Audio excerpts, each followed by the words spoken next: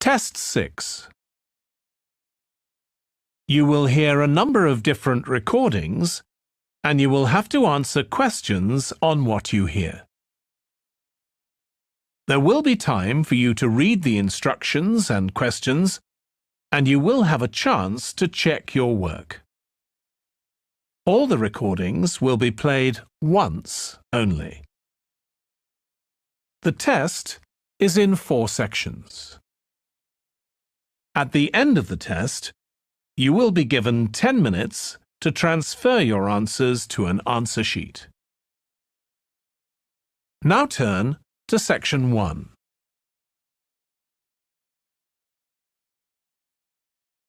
Section 1. You will hear a woman phoning a box office to ask about a festival in the town of Kenton. First, you have some time to look at questions 1 to 5.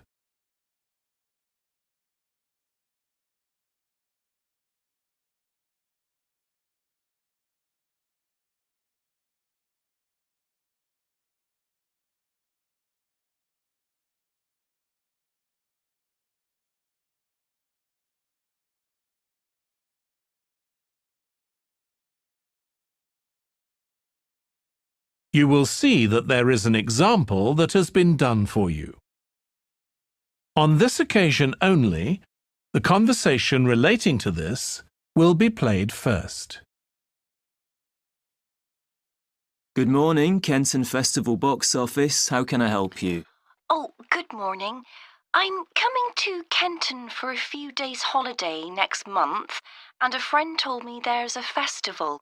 She gave me this number to find out about it. That's right. The festival begins on the 16th of May and goes on till the 19th. Oh, that's great. I'll be there from the 15th till the 19th. The festival starts on the 16th of May, so 16th has been written in the space. Now we shall begin.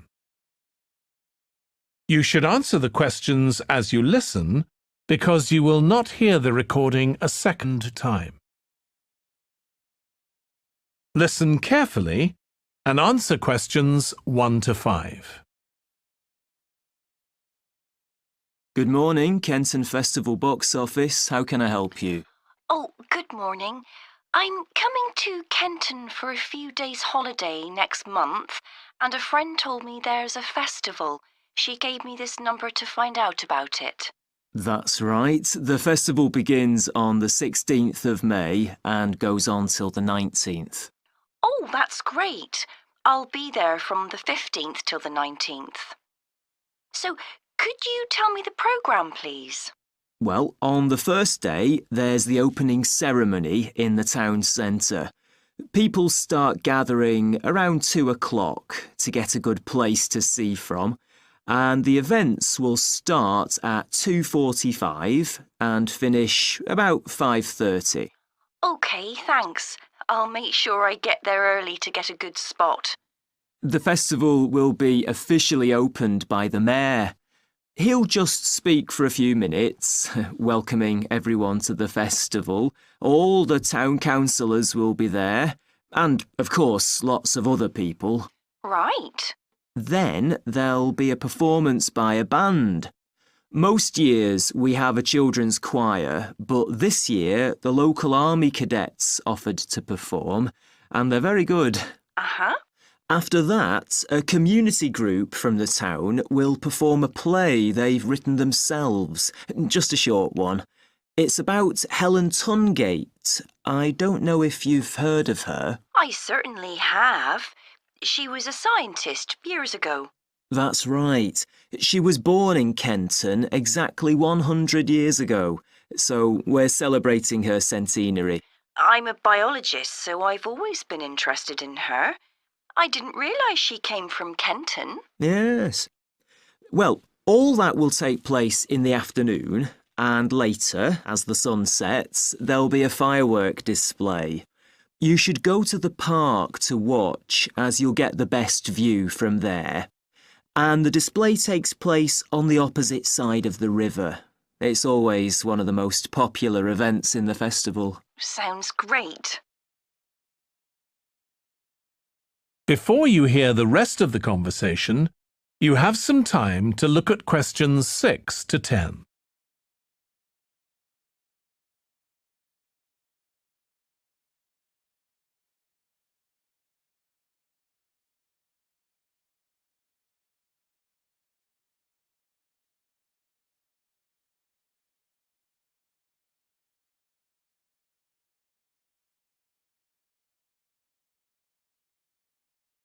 Now listen and answer questions 6 to 10. And what's happening on the other days? There are several events that go on the whole time. For example, the students of the art college have produced a number of videos, all connected with relationships between children and their grandparents. That sounds interesting. It makes a change from children and parents, doesn't it? Exactly. Because the art college is in use for classes throughout the festival, the videos are being shown in Handsworth House. How do you spell the name? Handsworth.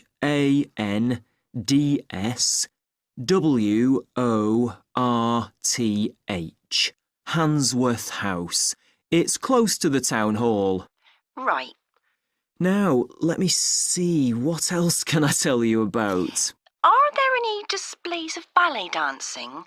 I'm particularly interested in that as I do it as a hobby. There isn't any ballet, I'm afraid, but there'll be a demonstration of traditional dances from all round the country. Well, that'd be nice. Where's that being held? It's in the market in the town centre. The outdoor one, not the covered market. And it's on at 2 and 5 every afternoon of the festival, apart from the first day. Lovely. I'm interested in all kinds of dancing, so I'm sure I'll enjoy that. I'm sure you will. And I'd really like to go to some concerts, if there are any. Yes, there are several. 3 performed by professionals and 1 by local children. And where is it being held? It's in the library, which is in Park Street. On the 18th at 6:30 in the evening. I presume I'll need tickets for that. Yes, you can book online, or you can buy them when you arrive in Kenton, either at the festival box office or from any shops displaying our logo in the windows. Well, I think that'll keep me busy for the whole of my stay in Kenton. Thank you so much for all your help. You're welcome. I hope you enjoy your stay. Thank you. Goodbye. That is the end of section 1. You now have half a minute to check your answers.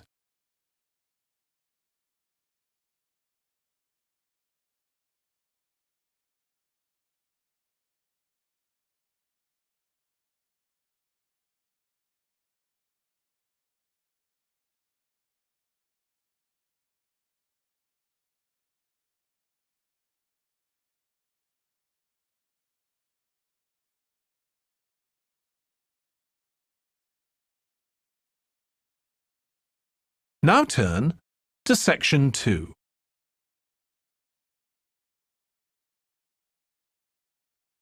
Section 2. You will hear a man talking to a group of people about a tour of theatres in the city of Munich in Germany that he has arranged for them. First, you have some time to look at questions 11 to 15.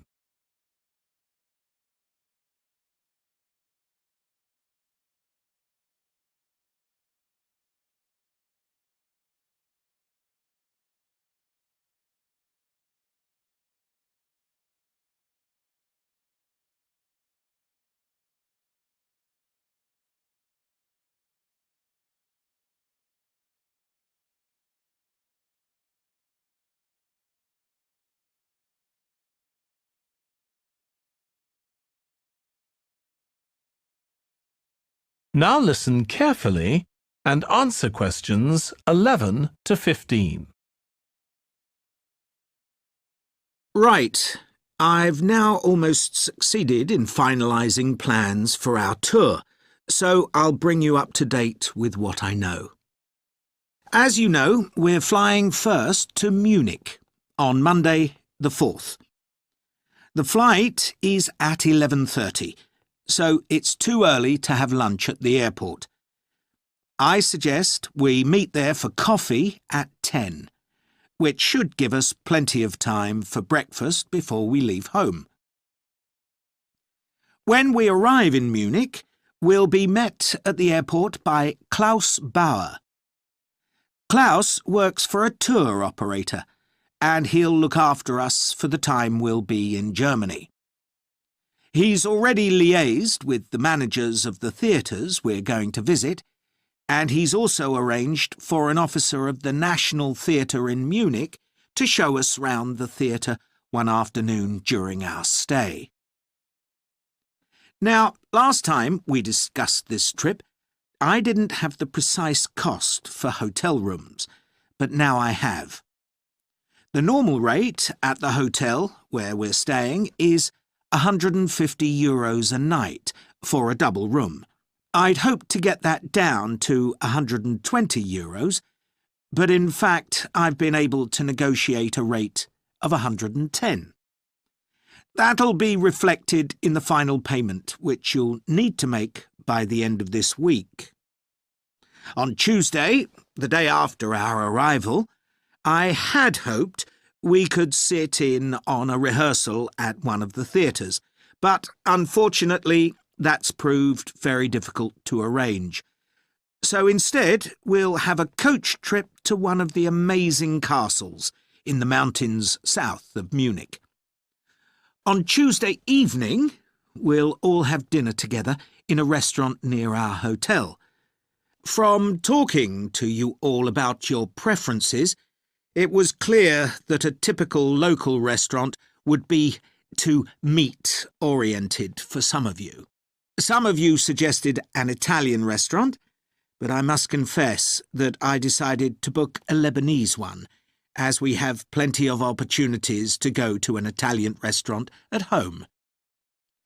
On Wednesday afternoon, the director of the play we're going to see that evening will talk to us at the theatre.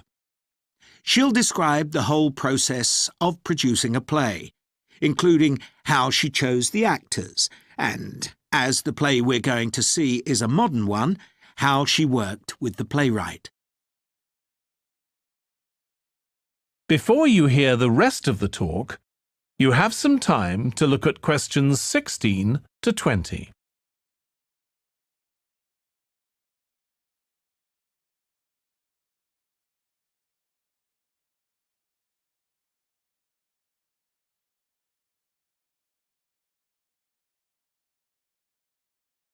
Now listen and answer questions 16 to 20. Right.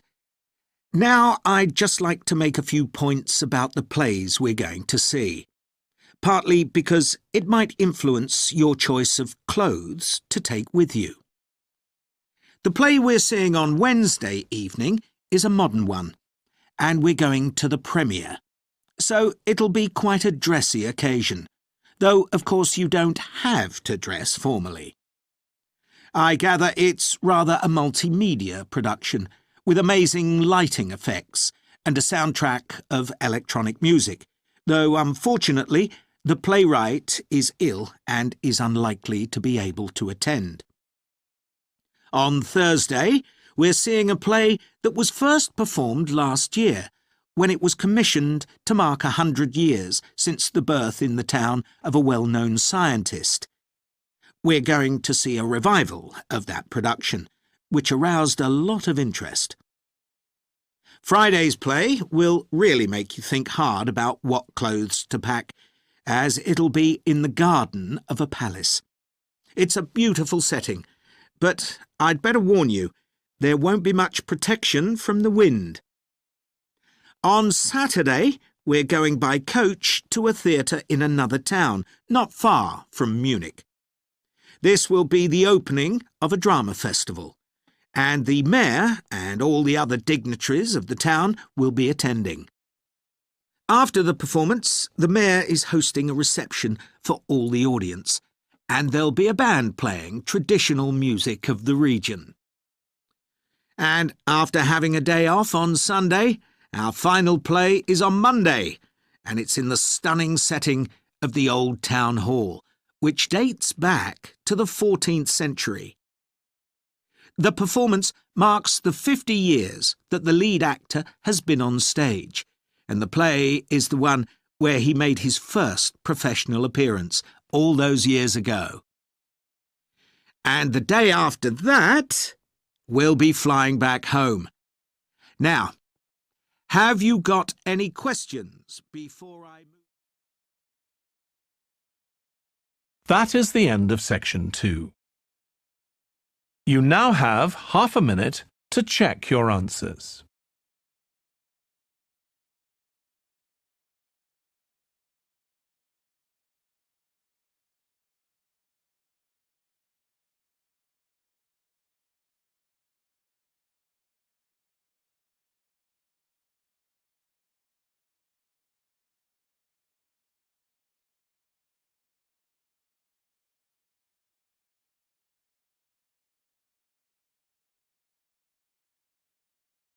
Now turn to section 3.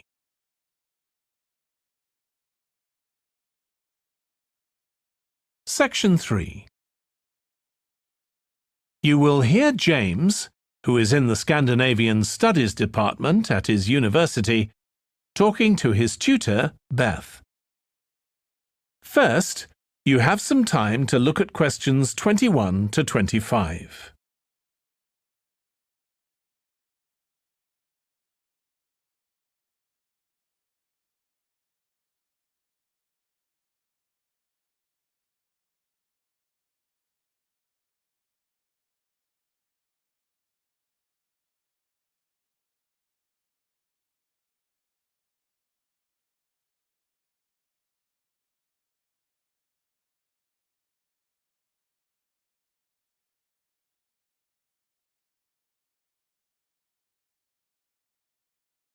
Now listen carefully and answer questions 21 to 25. Oh, good morning. You must be James. I'm Beth Cartwright. Please call me Beth. Thank you. Now, as this is your first tutorial since you started on the Scandinavian Studies course, I'd like to find out something about you. Why did you decide to take this course? Well, my mother is Danish, and although we always lived in England, she used to talk about her home a lot, and that made me want to visit Denmark. We hardly ever did, though. My mother usually went on her own. But whenever her relations or friends were in England, they always came to see us. I see. So I assume you already speak Danish, one of the languages you'll be studying? I can get by when I talk to people, though I'm not terribly accurate. Now, you probably know that you'll spend the third year of the course abroad. Have you had any thoughts about that? I'm really looking forward to it. And although Denmark seems the obvious place to go because of my family connections, I'd love to spend the time in Iceland. Oh, I'm sure it can be arranged. Do you have any plans for when you graduate? A lot of students go on to take a master's degree. I think the 4 years of the undergraduate course will be enough for me. I'm interested in journalism, and I quite like the idea of moving to Scandinavia and writing for magazines. I'd find that more creative than translating, which I suppose most graduates do. Okay. Now, how are you finding the courses you're taking this term, James? Well, I'm really enjoying the one on Swedish cinema. That'll continue next term. But the one on Scandinavian literature that's running at the moment will be replaced by more specialized courses.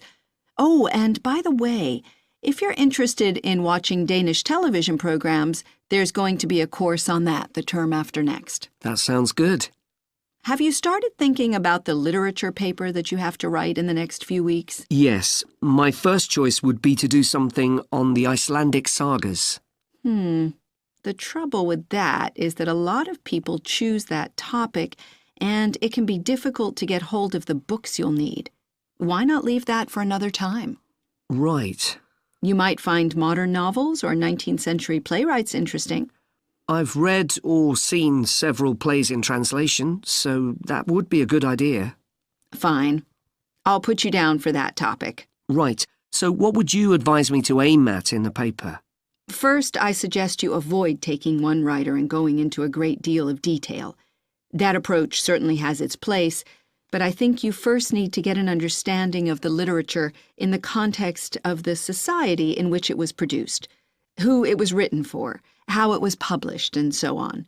I also think that's more fruitful than placing it within the history of the genre. Okay, that sounds reasonable.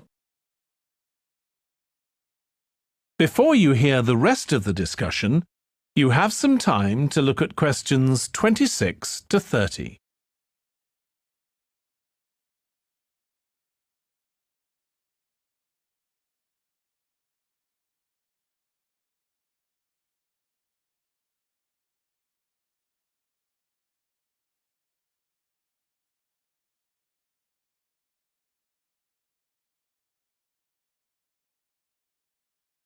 Now listen and answer questions 26 to 30. Could I ask for some advice about writing the paper I'm working on about the Vikings? I have to do that this week, and I'm a bit stuck. Of course. Have you decided yet what to write about? No, I haven't. There's so much that seems interesting. Viking settlement in other countries, trade, mythology. Well, what I suggest is that you read an assignment a student wrote last year, which is kept in the library. It's short and well-focused, and I'm sure you'll find it helpful. I'll give you the details in a moment. Textbooks usually cover so many topics, it can be very difficult to choose just one. Okay.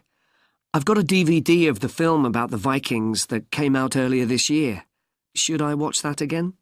If it's the one I am thinking of, I'd ignore it. It's more fantasy than reality. But I've got a recording of a documentary that you should watch. It makes some interesting and provocative points, which I think will help you to focus your topic. Right. So then, should I work out an outline? Yes, just headings for different sections at this stage. And then you should start looking for suitable articles and books to draw on, and take notes which you organize according to those headings. I see. Then put short phrases and sentences as bullet points under each heading. Make sure that this skeleton makes sense and flows properly before writing up the paper in full. Okay. Thanks, that's very helpful. That is the end of section 3. You now have half a minute to check your answers.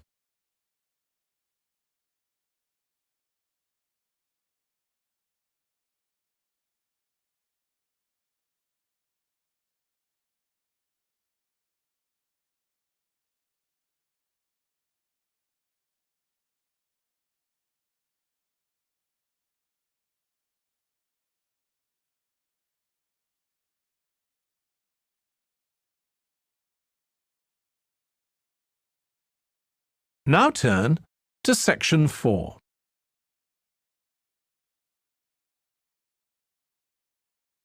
Section 4. You will hear part of a lecture about conflict at work, given by a business studies lecturer. First, you have some time to look at questions 31 to 40.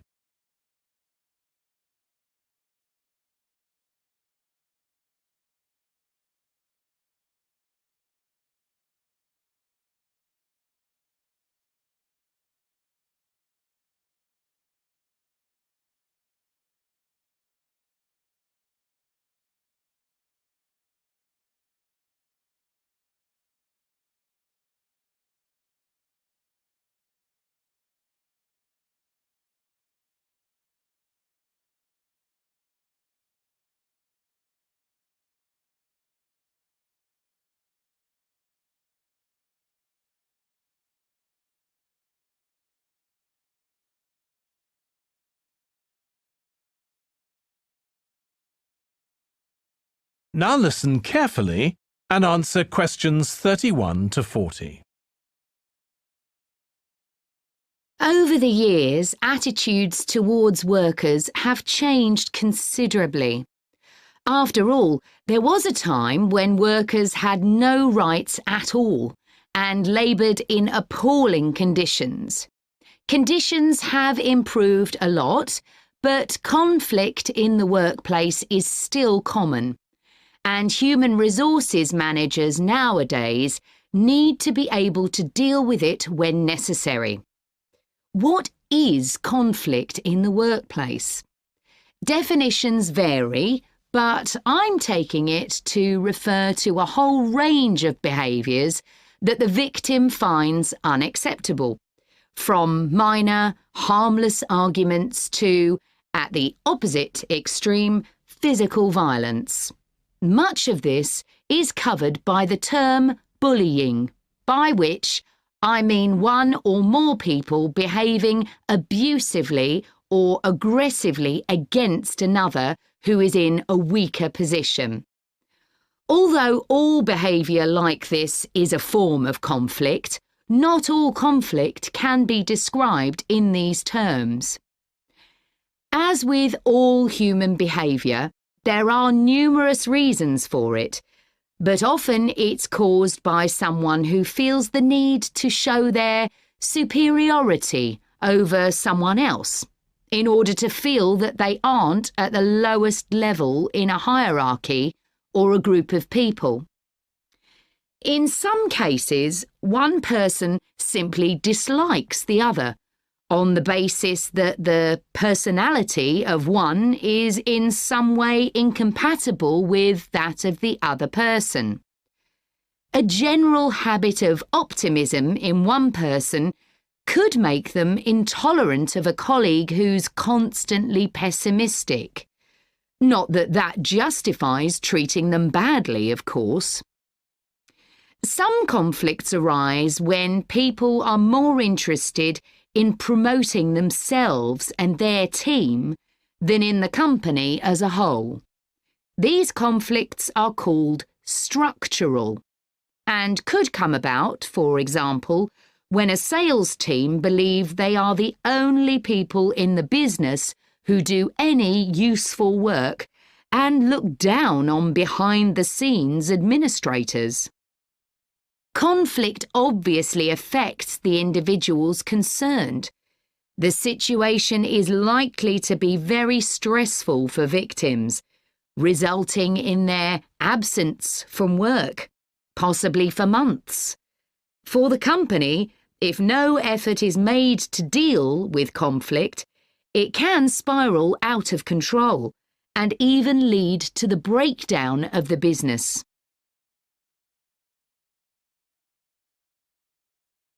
Some interesting work with chief executives, CEOs, has uncovered some of the reasons why they may treat colleagues badly. Many CEOs combine two opposing characteristics: confidence, that is, the belief that they're capable of great achievements, with a high level of anxiety, a fear of missing targets, whether set by themselves or by the directors of the company. This combination can make them respond badly to anyone who questions their decisions. In a high-pressure work environment, such characteristics become problematic, and it's particularly difficult to tackle the situation where colleagues, managers, and board members are all trying to achieve their own visions. When they can't agree on strategic issues and on where they see the business going, there are real problems. For managers at lower levels within the organisation, it might seem that an autocratic form of management, where the chief executive gives orders and everyone else has to obey, would see more conflict than others. Interestingly, though, a company with a more democratic business model, can suffer more when uncertainty about who to report to leads to conflicting demands. Now I'll say a little about dealing with the type of conflict that has harmful effects. Of course, the ideal is to prevent it arising in the first place. A good manager at any level will make efforts to earn the respect of the people they work with, particularly those who report to them. That will involve politeness in all communications and treating them as equals who happen to have a different role within the organisation. Sometimes, of course, conflict does occur and can get out of hand. In such cases, the Human Resources Department often gets involved. However, if one of the parties in a conflict sees human resources as simply a mouthpiece for the chief executive, then an external mediator might be able to help. By talking to both sides and trying to find the truth of what's been happening, they can build a clear picture of the situation and give feedback that both sides will accept, precisely because they're independent. That is the end of section 4. You now have half a minute to check your answers.